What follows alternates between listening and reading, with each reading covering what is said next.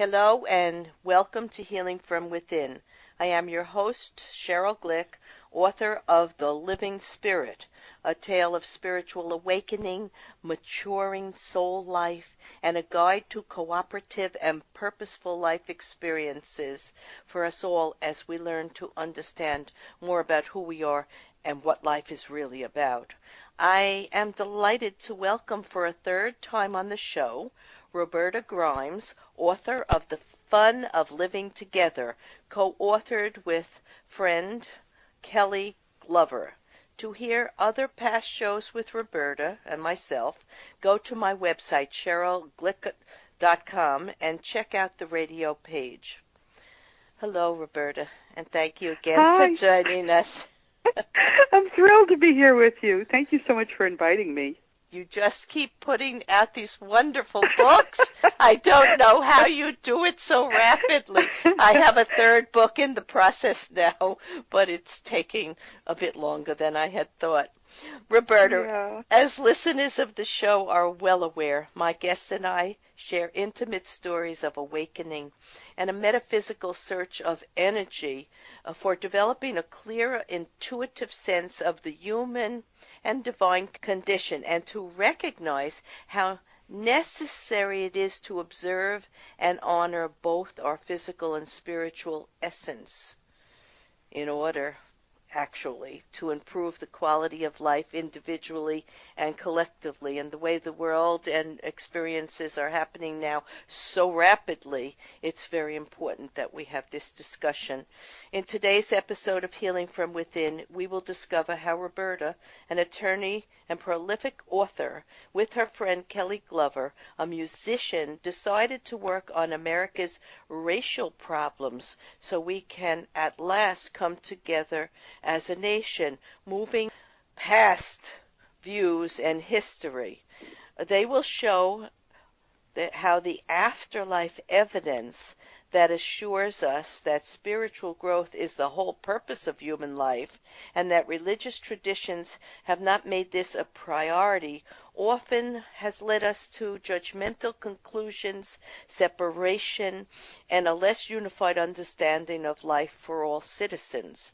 We may see that racial problems may be actually solved in one generation and can create an economic boom that can shrink our national debt. So I always love to ask my guests to remember earlier events, and perhaps today you want to tell us how you met your co-author and how this idea for this book came together. Kelly Glover is a wonderful, wonderful woman. I met her through church.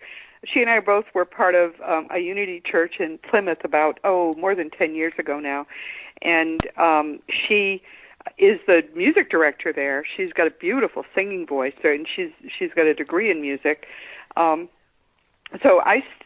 started teaching singing to my very, very tiny grandchildren. And I kind of wanted to learn singing too, so we started to be friends. And then we started going out to lunch. We you know how you sort of find people you click with?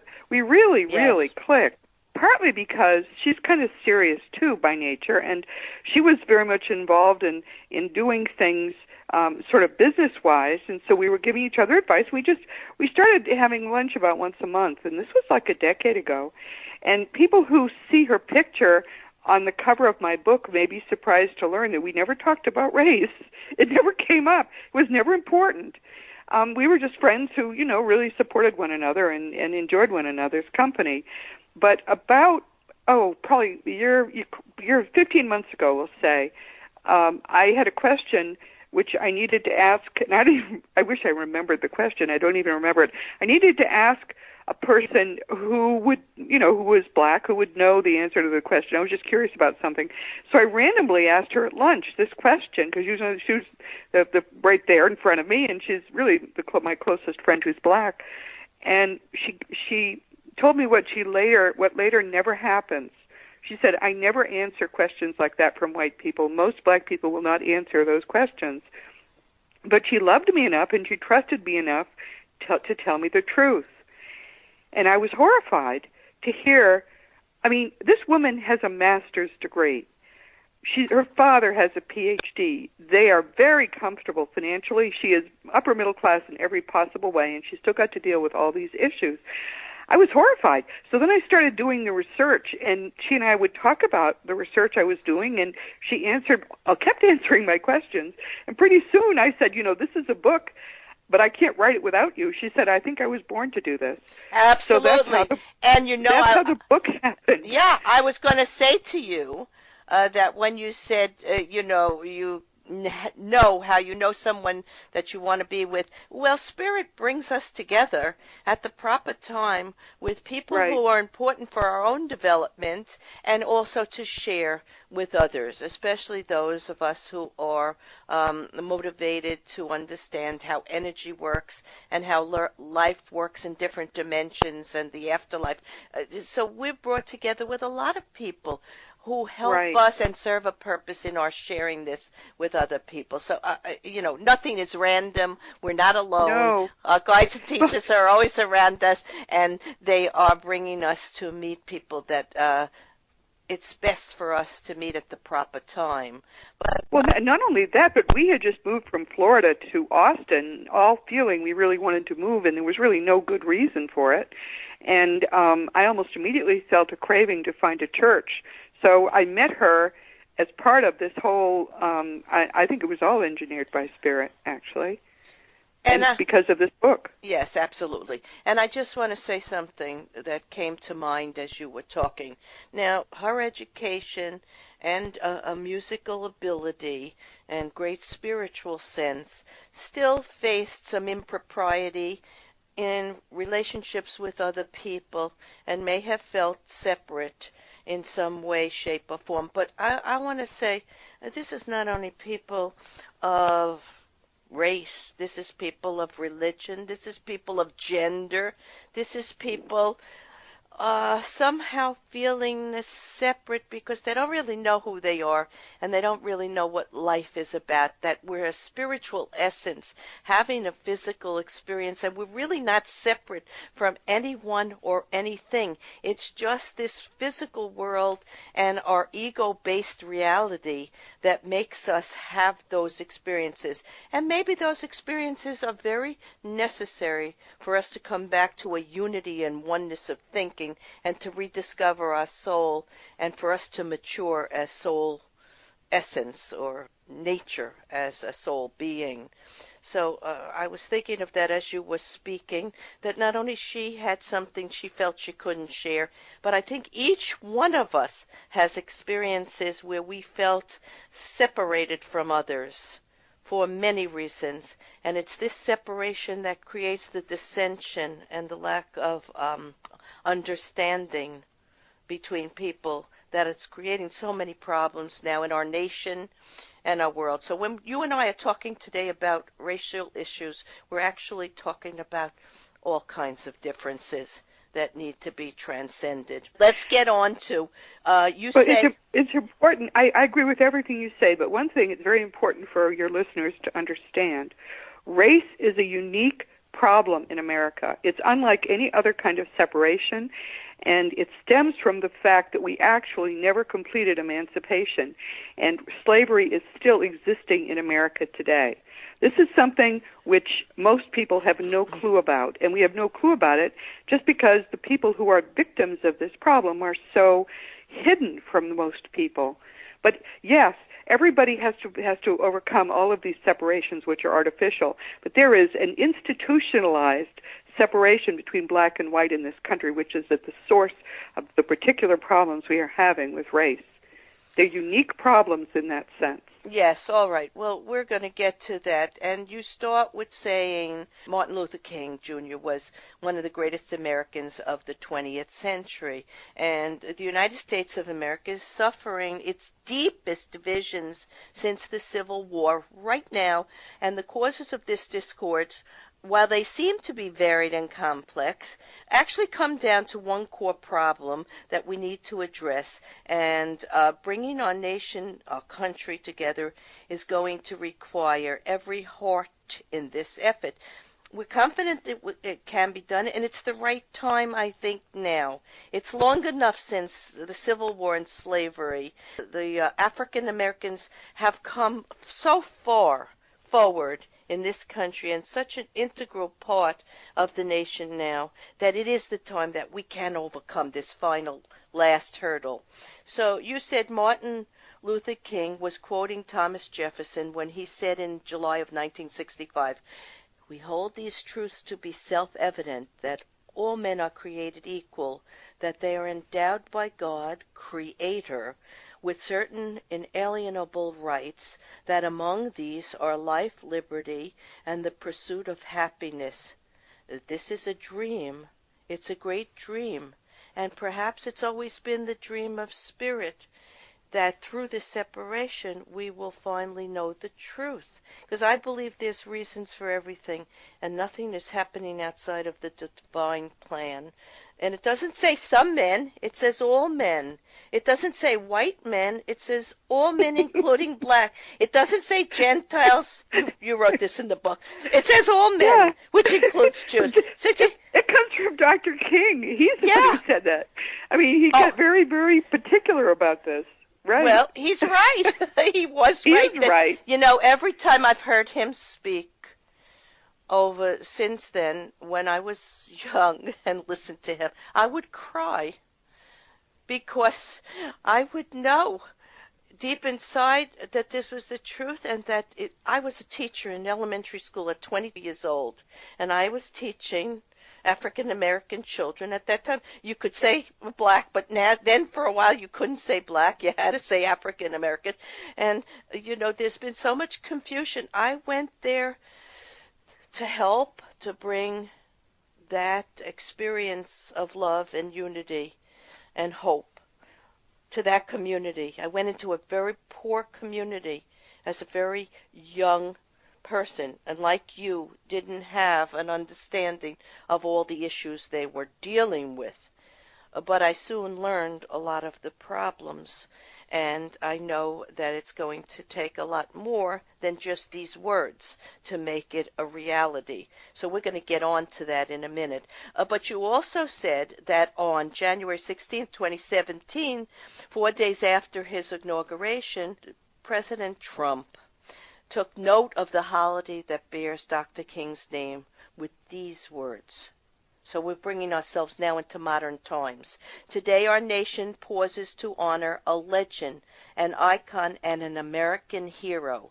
The Reverend Dr. Martin Luther King Jr. lifted up the conscience of our nation, a towering leader in his day and a lasting inspiration for all generations to follow. Our Declaration declares that all men are created equal, and Dr. King challenged our nation to live out that sacred truth, to banish the evils of bigotry, segregation, and oppression from the institutions of society and the hearts of men.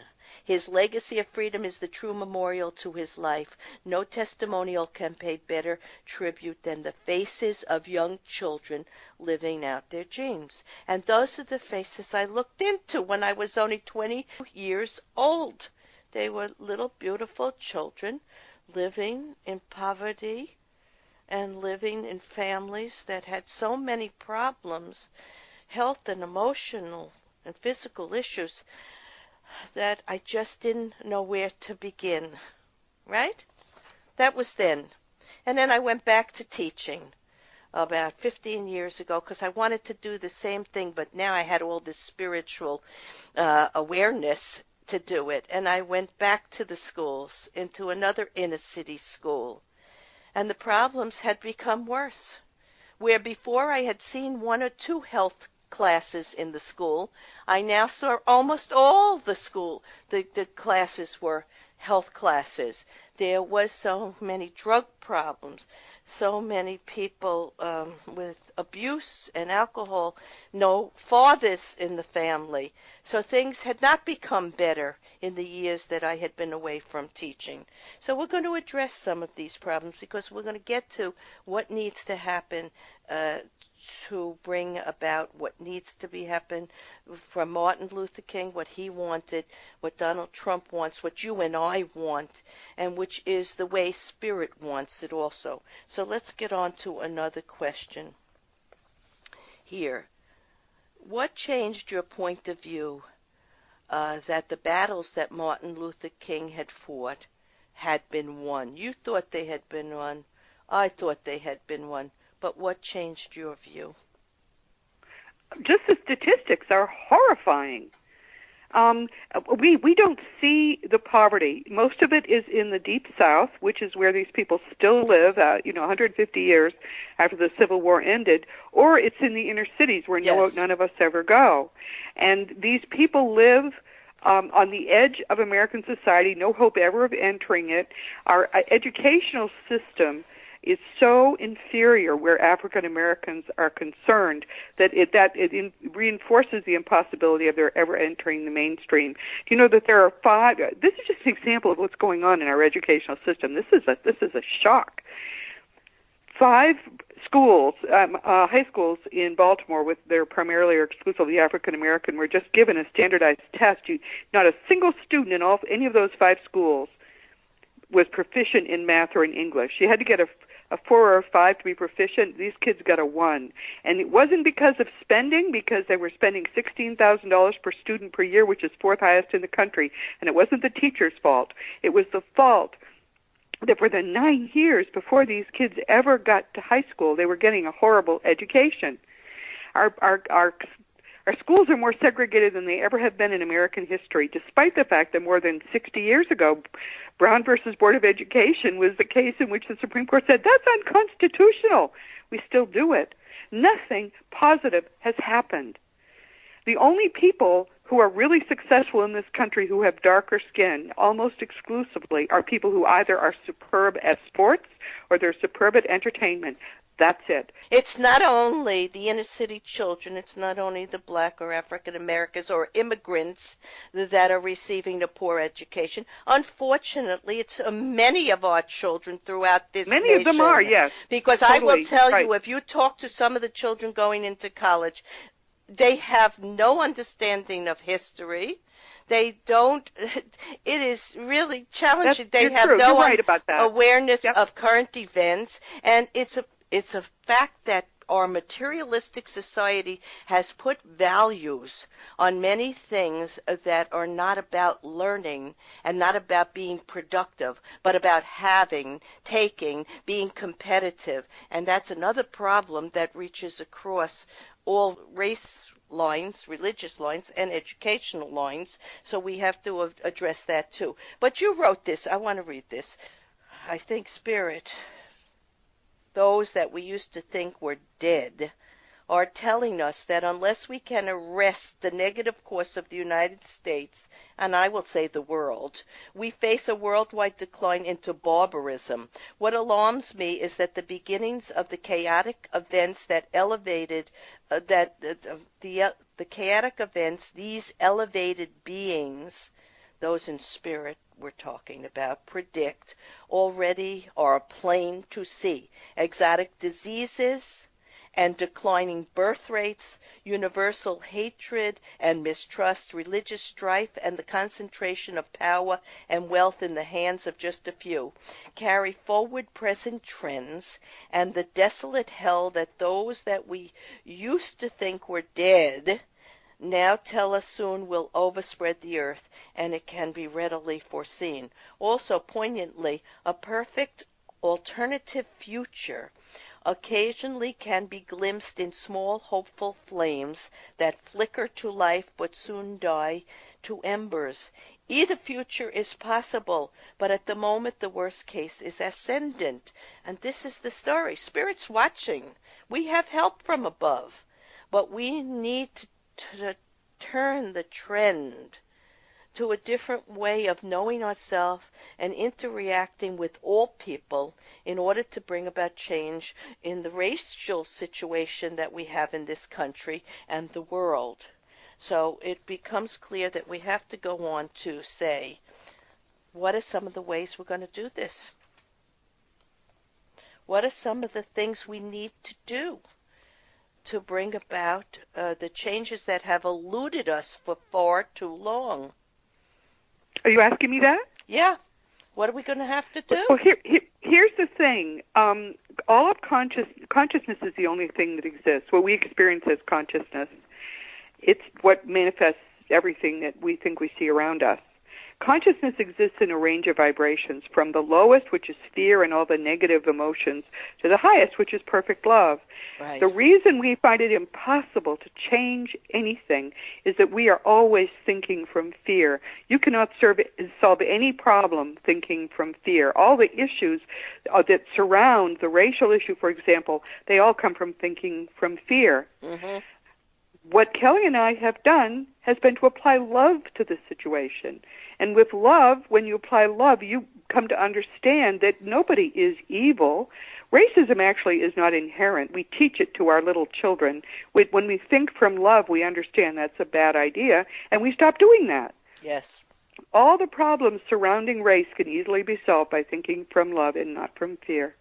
Absolutely. But I'm going to tell you that we do have growing challenges: poverty, terrorism, economic disparities, disease and poor water conditions, climate change, lack of resources, pollution, religious divides, gender issues, an aging population that needs to work together for society. And these are the real problems that are also leading now to racism, sexism, religiosism, and so on and so on. But they're always with the racial condition that we have that need to be done. And as a teacher, I saw some of the things that we need to actually work on right now. It would be to begin in the communities, to begin with family life, to begin with ending a welfare system which was only meant to help temporarily, not to create generations of people not learning to develop their skills and talents and come into the middle class and to stay that way. So we need to help the young people to have more regard for themselves and the lives that they want to create. And this has to start within the communities, these inner city communities, right down south in these communities. And it's the only way to perceive. You gave actually 5 ways to perceive: to empower them, to define human dignity and self-worth, to have intact families are essential to a healthy society, and children do need both parents. So we have to give them back their fathers. We have to encourage better relationships and marriages and family structure. And that can all begin in the community. And that can begin in the religious institutions and in the schools. And what else can we do? I think it's very important that we help people to form families, but I think it's very important that everyone listening understand that we, the American government, was what broke up all those African American families. It's right in the statistics. In 1960, coming out of 100 years of hell, which is with the Jim Crow period, African Americans lived in families to about the same percentage as white Americans. Right up to then, all the family statistics were about identical, and in some cases were stronger for African Americans, even though they were living in hell in the Jim Crow South. Well, and then came 1965, and in 1965 the federal government began to tell people that it would take care of the women if they would. In fact, the way the men heard it was not as an offer. What they heard was, if you can't take care of your wife and children, you have to give them up to the federal government, or their children won't survive. And we know that's what they heard, because over the next 7 or 8 years after 1965, these people who had gotten through Jim Crow just fine gave up their families. They had no choice. They felt they had no choice. It was another order. You know, I cannot even understand how that happened, because it's so sad. You know, the other night I saw a movie. Matthew McConaughey was in a movie, Free State of Jones, and it was about beautiful movie. Yes. Beautiful, excellent. I ask our listeners to rent that, get to see that, because it did show what happened and show the aftermath. And the other night I saw another movie about an interracial marriage called Loving, which is just a recent movie, either this year or last year. And both these show what happened to break up the families. But the fact that over the 10 years that followed, when we broke up all those African American families and threw away the men, nobody noticed it was happening. Why did nobody care enough to say, wait a minute, what we're doing is harming these people? Nobody said anything.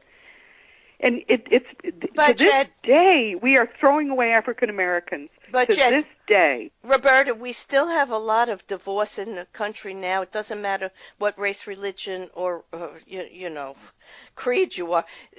There is 60% of marriages ending in divorce, and many, many children being raised in single families, which is also a problem in the years to come for our nation, because the structure of the family, any family that you see, is better when there are people helping each other instead of doing it alone.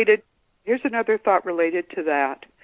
When you look more closely at all the statistics, black and white, you realize that what the federal government did beginning in 1965 and before 1980 was to inflict a tremendous cancer on this country by doing what it did to African American men. And that cancer now is in the white community too. And if we don't stop and change things and turn things around, it's going to take the country down by the end of this century. I mean, now 3/4, actually, probably it's closer to 3/4 of African American children grow up without a father. They never have a father in the home. That, for black and white, that statistic was less than 5% in 1965. Well, first, we destroyed the African American families. Now it's 25% in white families too. It's a cancer. Yes. But we started it. We've got to stop it. Yes, absolutely. So I'm going to ask you out there to begin to realize, to stop putting blame.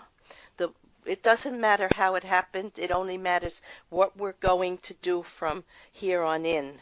And I would think that's what we all need to focus on. And I would ask you to read this book because it really gives you a lot of information on how to begin. So I want to thank you, Roberta Grimes, and Kelly Glover, who I didn't get to meet today, but in the book I did read a lot about her. The fun she's a wonderful person. Yes, I enjoyed her stories and her way of explaining how she observed over her young lifetime what was really happening. So the fun of living together will move you in the right direction for accepting all of us as energy beings having a physical life emanating from the same creative force of universal source. And in understanding that premise, it becomes impossible to use the labels and judgments and the mistakes of our government that we just discussed here, or of our mind or ego-controlled life, and to truly begin to express the values of our heart or soul energy in a greater compassion for life, which must start to go beyond racial, religious, or cultural differences. For more information and to purchase this book, go to robertagrimes.com. In summarizing today's episode of Healing from Within, I share with you a portion of I Have a Dream speech, August 1963, by Martin Luther King, Jr., which never fails to elicit tearfulness from me in its beauty and truth. I have a dream that one day this nation will rise up and live out the true meaning of its creed. We hold these truths to be self-evident, that all men are created equal. I have a dream that one day on the red hills of Georgia, the sons of former slaves and the sons of former slave owners will be able to sit down together at the table of brotherhood. I have a dream that my 4 little children will one day live in a nation where they will not be judged by the color of their skin, but by the content of their character. Roberta and I would have you focus on the many, many people who you interact with every day in your neighborhoods, at work, on the playground, in the bagel store, people of all shapes, sizes, and colors who stand by your side, and perhaps like me, you say hello to them and share a moment of human divine interaction, as we really are all one in energy and spirit. And then you feel comfortable, not separated or divided, not thinking of what you can receive from them, but just being human. I believe it's happening everywhere, despite the chaos and confusion of these world changes.